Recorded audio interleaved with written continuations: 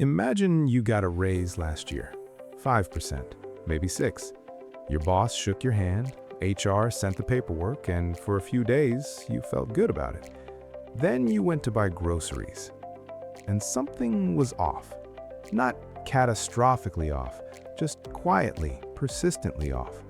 The number in your bank account went up, but the feeling of having money didn't. You still check your balance the same way, still hesitate at the same places, still feel that same low-grade anxiety that a raise was supposed to fix. Here is the thing nobody told you in that meeting. You didn't actually get a raise. You got a number, and those two things are not the same. There is a force operating in the economy that most people have never been properly introduced to. It doesn't show up on your pay stub, it doesn't get announced in a press conference, it doesn't care about your performance review, your LinkedIn profile, or your 10 years of loyal service. But it has been quietly deciding what your paycheck is actually worth every single day of your working life. It's called the real wage, and it is the difference between what your employer thinks they're paying you and what your labor is actually buying you in the real world. Economists have studied it for over a century. Central banks make multi-trillion-dollar decisions based on it, and yet the average worker goes their entire career without ever once calculating it. We're going to fix that today, because right now, the gap between what workers are earning and what they're actually receiving has become one of the most important economic stories of our time, and it is playing out inside your bank account whether you're watching it or not. When economists talk about wages, they split the concept into two things. The first is your nominal wage. That's the number on your contract. It's the figure HR quotes you. It's what you tell people at dinner parties. It is, in the most literal sense, your salary. The second is your real wage. That's what your salary can actually buy.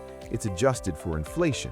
It accounts for the fact that $1 today is not the same as $1 last year, or the year before, or the year before that. Most people live their entire financial lives in nominal wages. They hear a bigger number and feel richer. That is not an accident. Here's how the mechanism works. Say your salary is $50,000. Inflation for the year runs at 8%. Your employer gives you a 4% raise and calls it generous. On paper, you made more money. In real terms, you took a pay cut of roughly 4%, $4,000 of purchasing power quietly removed from your life. No announcement, no negotiation, just math. Now scale that up. Between 2021 and 2023, U.S. inflation ran at some of the highest rates seen in 4 decades. And while nominal wages did rise more than they had in years, actually they consistently lagged behind inflation. The result was that American workers, by the Federal Reserve's own measurements, experienced the sharpest sustained decline in real wages in recent memory. Workers were earning more money and getting poorer. Here's where it gets darker. This isn't just a recent phenomenon. It isn't just a pandemic story. The relationship between nominal wages and real wages has been quietly drifting apart for the better part of 50 years. In 1979, average U.S. worker productivity and average U.S. worker compensation moved together. Workers produced more, workers earned more. The connection was tight. Then something changed. From roughly 1979 through today, worker productivity in the United States increased by over 60%. Real wages, adjusted for inflation, grew by a fraction of that. The Economic Policy Institute puts the gap at over 60 percentage points of divergence between worker productivity growth and hourly pay growth. That gap doesn't disappear, it goes somewhere. It goes to corporate profits, to shareholder returns, to executive packages that have grown over the same period by roughly 1,300%. The math isn't complicated. The labor force produced more. The people doing the work did not receive the difference. And the mechanism that made all of this feel invisible, that made workers feel fine about raises that were actually cuts, was inflation. slow, consistent, quietly compounding inflation, calibrated just right to erode purchasing power faster than nominal wages could chase it. Now here's the part that sounds like a conspiracy, but is actually just economics. Employers don't need to collude to underpay workers in real terms. The system does it automatically.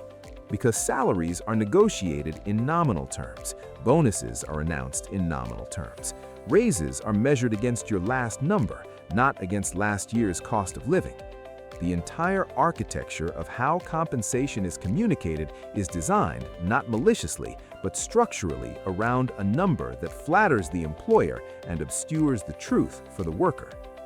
Your boss doesn't think of themselves as cutting your pay when inflation is at 7% and they hand you a 3% raise.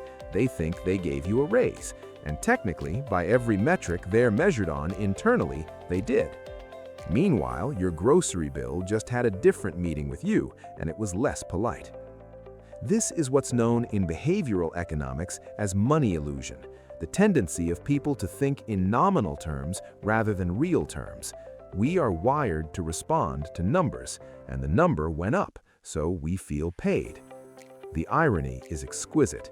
The most financially significant thing happening to your household every year is not being calculated by you, is not communicated by your employer, and is actively obscured by the way we talk about money as a culture. Now zoom out. This isn't just about individual workers feeling slightly worse than they should. There are macro-level consequences that are starting to become impossible to ignore. When real wages stagnate or fall for sustained periods, consumer spending power eventually erodes, and consumer spending is the engine of most modern economies. The United States runs on it, about 70% of GDP consumer expenditure. When workers lose purchasing power but maintain nominal wages, they compensate, they borrow. Credit card debt in the United States crossed $1 trillion for the first time in 2023. Auto loan delinquencies are at levels not seen since the aftermath of the 2008 financial crisis. Buy now, pay later services have exploded into the mainstream because the math of everyday life increasingly doesn't work without them. People are not failing to budget. They are experiencing a structural decline in what their labor buys, offset by a structural increase in their access to debt. Those two lines are moving in opposite directions, and they cannot do so forever. And here's the part that should genuinely concern you. The people who understand this best, the central bankers, the economists, the institutional investors, are not powerless observers. They make decisions. When the Fed raises interest rates to fight inflation, they are deliberately and explicitly trying to slow wage growth, because wage growth in their model feeds inflation. Which means the mechanism designed to protect your purchasing power from inflation is also, in certain conditions, designed to keep your wages from rising fast enough to outrun it. It is not a conspiracy. It is a system operating exactly as designed. The question is, designed for whom? Your salary is a number. Your real wage is what that number means in the physical world, with actual prices on actual things you need to live. And the distance between those two figures is not random, not accidental, and not fixed. It is the result of decades of policy decisions, institutional structures, and incentives that were built by people whose interests do not automatically align with yours. Understanding this doesn't give you a raise. Knowing the name of the mechanism doesn't close the gap. But it does reframe the conversation you're supposed to have with your employer every year. Because if inflation runs at 4% and you accept 3%, you didn't negotiate a raise. You negotiated the terms of your own decline. And the system, patient, invisible, and perfectly indifferent, will keep running either way.